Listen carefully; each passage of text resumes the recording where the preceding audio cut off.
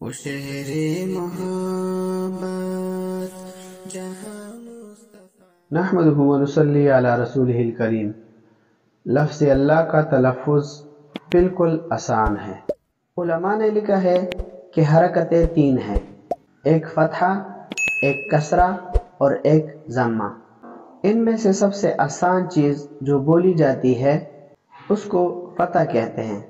یہ سب سے زیادہ اسہل تلفظ میں آسان ہوتا ہے، اس لیے پیش اور زیر کا لفظ لینا وہ بچے کے لیے مشکل ہوتا ہے، زبر کا لفظ لینا آسان ہوتا ہے۔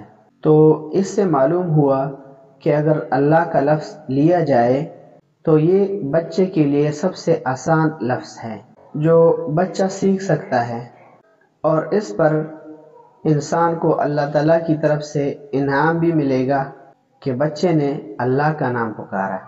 ماں باپ کے پچھلے گناہوں کی مغفرت ہو گئی تو مائیں بچے کے سامنے کثرت سے اللہ تعالیٰ کا نام لیتی رہیں، اور اگر اس کو سلانا پڑے تو اس وقت اس کو لوری بھی ایسی دے کہ جو پیار والی ہو اور محبت والی ہو اور ثواب والی ہو۔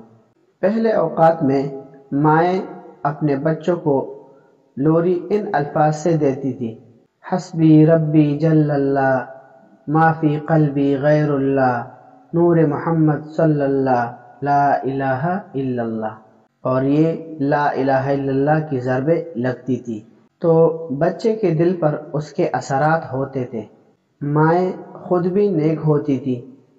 اس کے 2 فائدے ہیں، ایک تو ماں کا اپنا وقت ذکر میں گزرا، دوسرا بچے کو اللہ کا نام سننے میں ملا۔